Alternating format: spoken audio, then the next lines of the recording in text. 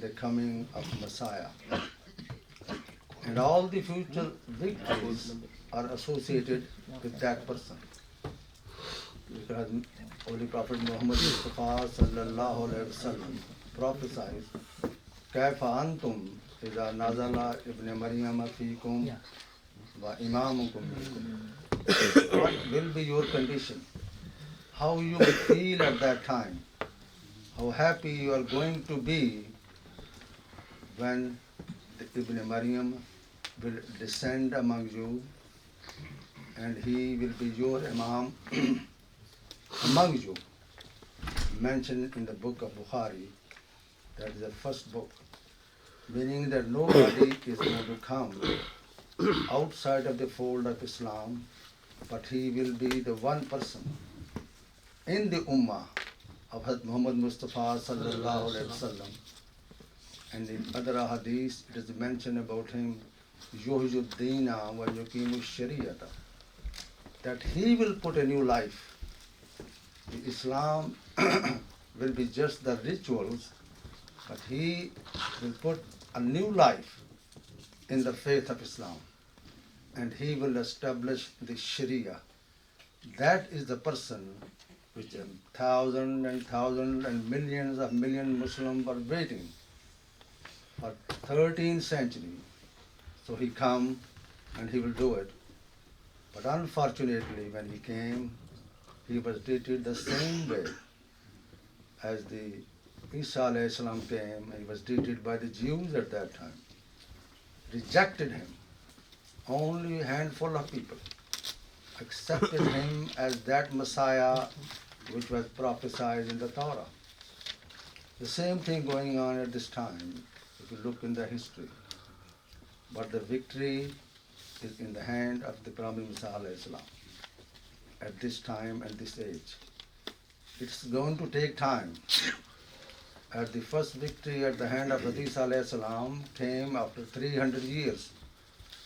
Exactly the same thing is going to happen to this Messiah. He is going to be treated harshly. His followers are going to be treated harshly wherever they are, being considered them out of the fold of Islam.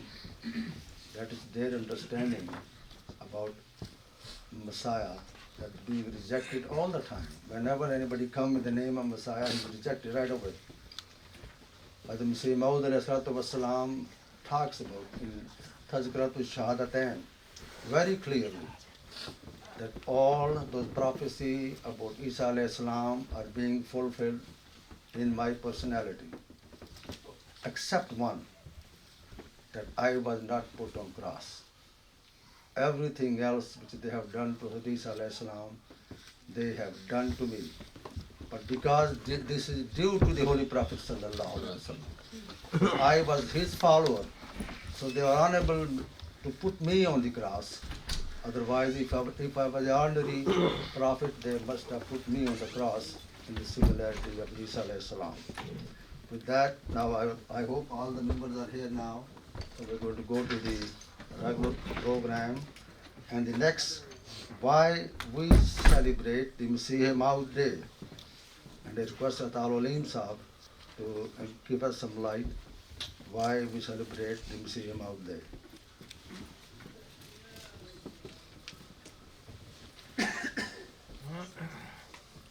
Assalamu alaikum. A brief introduction to why we celebrate Masih Maud Day. Saturday, the 23rd of March, 1889, was the momentous day when Hazrat Mirza Ghulam Ahmad, the promised Messiah alayhi salam, accepted the hands of 40 faithful servants in the allegiance to the 10 conditions of Ba'ath, the initiation. Thus founded the community which he called the Ahmadiyya Muslim Jamaat. The promised Messiah alayhi salam took this oath of allegiance at the house of a spiritual preceptor, Hazrat Sufi Ahmad Jan, in the city of Ludhiana, in Punjab, India. Hazrat Hakim Maulvi Nuruddin Sahib radiyallahu anhu was the first person to have the honor of taking the first bath. This was a revolutionary yet very modest beginning to a new chapter in the history of Islam.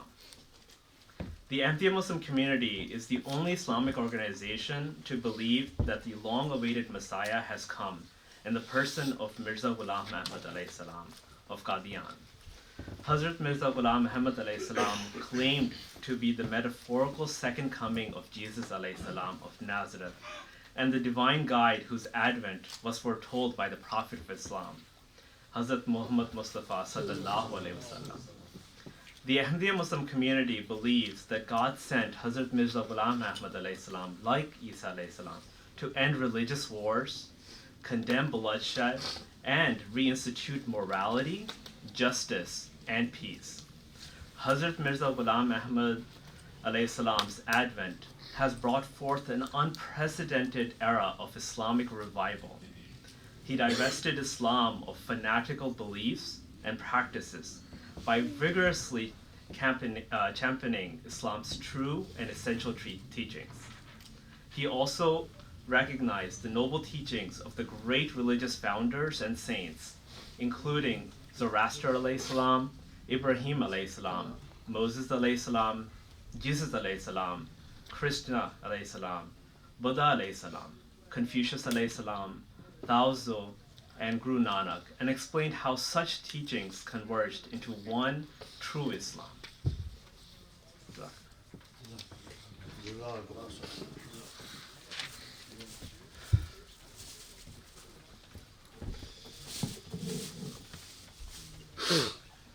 The next one is the prophecies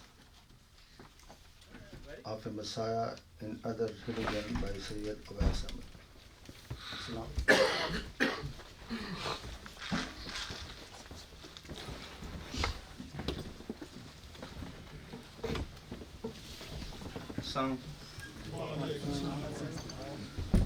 أعوذ بالله من الشيطان الرجيم بسم الله الرحمن الرحيم. Concept of the promised Messiah and his advent has been pretty much stated in all world religions.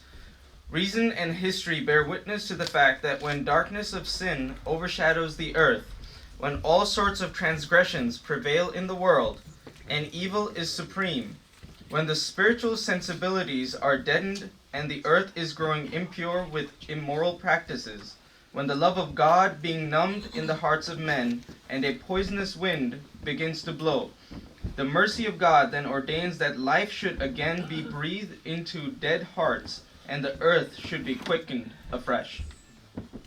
As there are changes of seasons in the physical world, so there are revolutions in the spiritual world. The scriptures of many religions speak of a coming leader who will consummate the fulfillment of the divine will on earth. He will manifest in his person the righteousness and compassion of God, and he will bring about the final defeat of evil and establish the kingdom of heaven on earth. The Hebrew title, Messiah, Christ in Greek, means anointed one. That person who will be specifically chosen by God for this mission and empowered to accomplish it.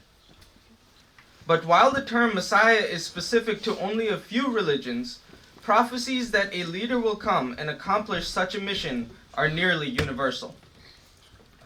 Religions call him by various names. Jews long for a promised Messiah. For Christians, the Messiah is Jesus of Nazareth, who has already come and ascended to heaven, but will reappear at his second coming. Muslims also expect the second advent of Jesus, who will come as a Muslim Imam. And some Shiite Muslims there are various expectations of a future Imam Mahdi. Buddhists prophesize the coming of a Maitreya Buddha. Hindu scriptures prophesize the future descent of an avatar named Kalki.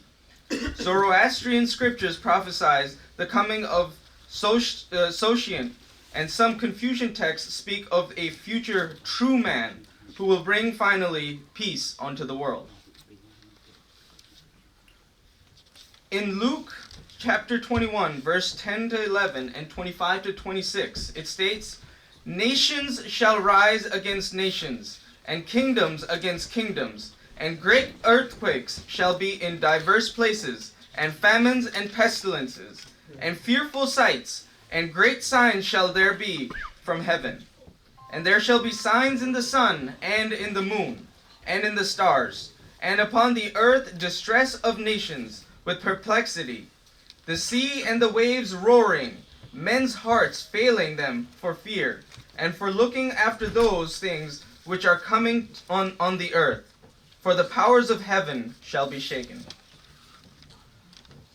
Regarding the place of the appearance of the promised Messiah, Christ ﷺ states, "For as the lightning cometh from the east and shineth unto the west, so shall the coming of the Son of Man be."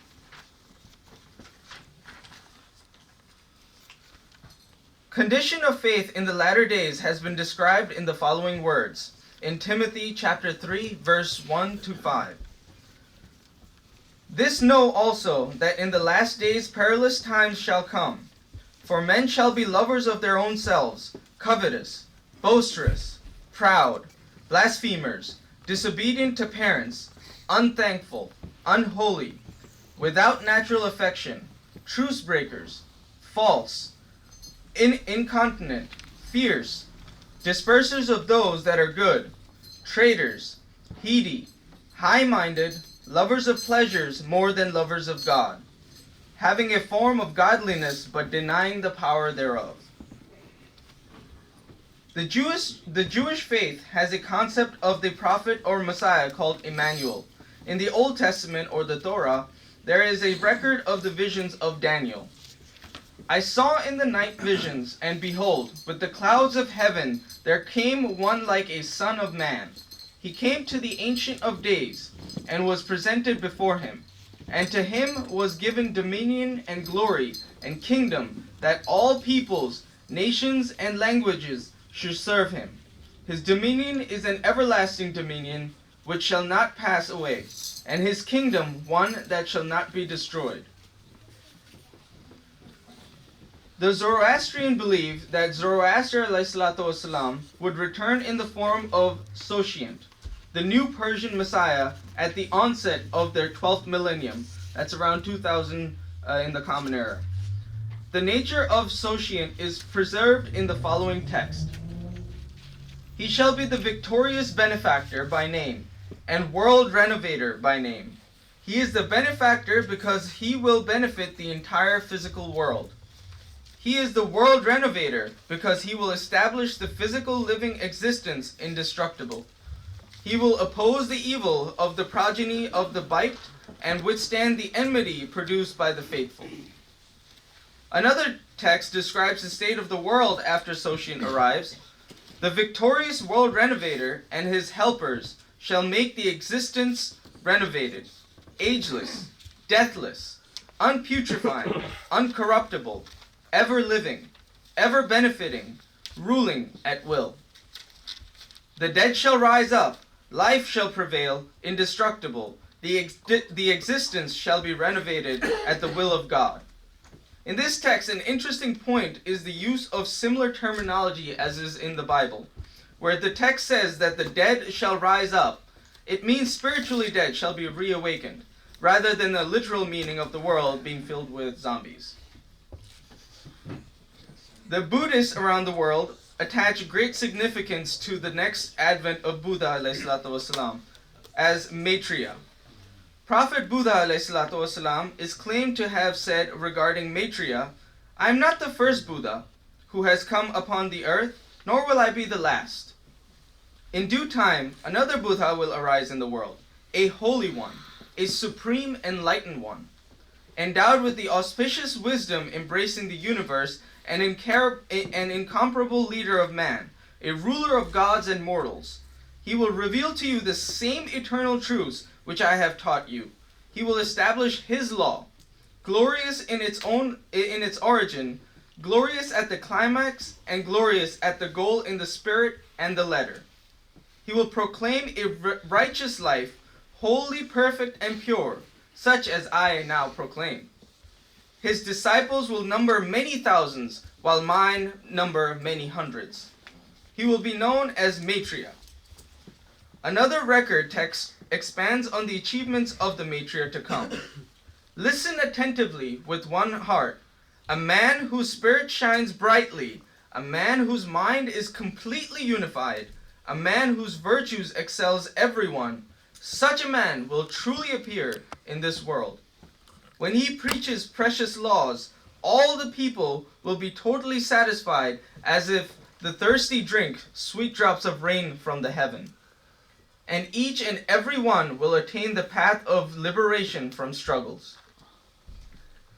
Prophet Confucius ﷺ spoke of the characteristics and power of a divine moral man who will come. As soon as such a man shall make his appearance in the world, all people will reverence him. Whatever he says, all people will believe it. Whatever he does, all people will be pleased with it.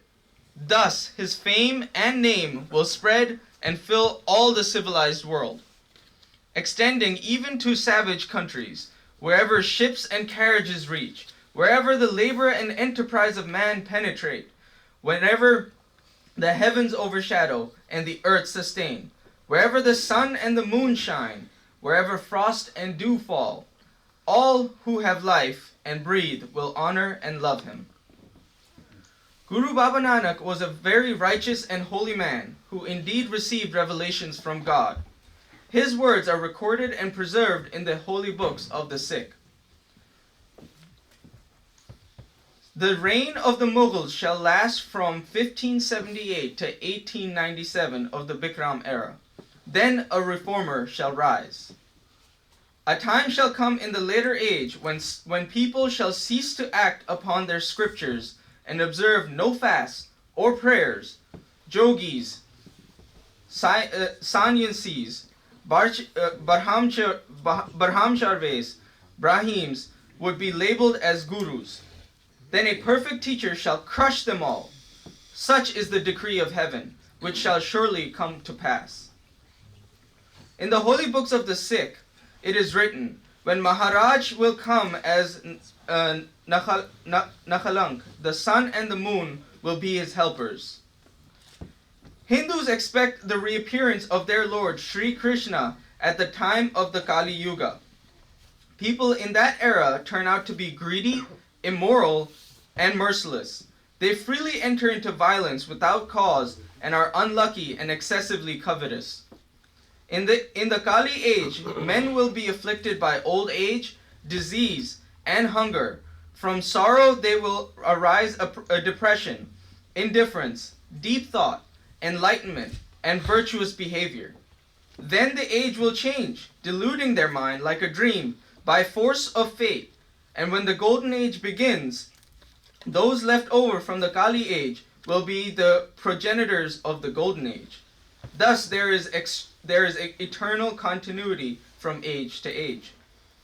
Already vexed by famine and heavy taxation, people will perish through drought, excessive cold, storms, scorching sunshine, heavy rain, snowfall, and mutual conflict. In the age of Kali, men will be tormented by hunger and thirst, sickness and worry. When the sun and moon and the lunar astrium Tishya and the planet Jupiter are in one mansion, the Krita age shall return. There is a tradition of the Holy Prophet Muhammad ﷺ recorded by Hazrat Imam Muhammad bin Ali Razillah Ta'ala Anhu regarding heavenly signs of the advent of the Mahdi. There are two testimonies for our Mahdi which have never occurred since the creation of this universe, and that is a lunar eclipse would occur on the first night in a month of Ramadan, and the sun would be eclipsed in the middle of the same month of Ramadan. The expressions of all religions clearly say that the prophesied Messiah would be for the whole world. And again, the promise saying, his fame and name will spread and fill all civilized world, extending even to savage countries, wherever ships and carriages reach, wherever the labor and enterprise of man penetrate, wherever the heavens overshadow and the earth sustain, wherever the sun and the moon shine, wherever frost and dew fall. How wonderful is it that a very similar prophecy is attached with the Imam Mahdi ﷺ of Muslims. According to all religions, the person who was prophesied as the reformer was Hazrat Mirza Ghulam Ahmad ﷺ. Wa akhiru da'wana anil hamdulillahi rabbil alamin.